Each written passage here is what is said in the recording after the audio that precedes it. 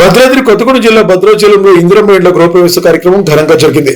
శాంతినగర్ కాలనీలో నిర్మించిన ఇళ్ల గృహప్రవేశ వేడుకకు ముఖ్య అతిథిగా ఎమ్మెల్యే డాక్టర్ తెల్లం వెంకట్రావు హాజరయ్యారు.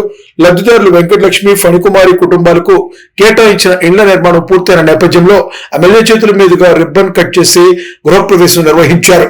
ఈ సందర్భంగా ఎమ్మెల్యే మాట్లాడుతూ పేదలకు సొంతింటి కలను సాకారం చేస్తూ రాష్ట్ర ప్రభుత్వం ప్రతిష్టాత్మకంగా చేపట్టిన ఇందిరమ్మ ఇండ్ల పథకం వేలాది కుటుంబాలకు వరంగా మారుతుందని పేర్కొన్నారు.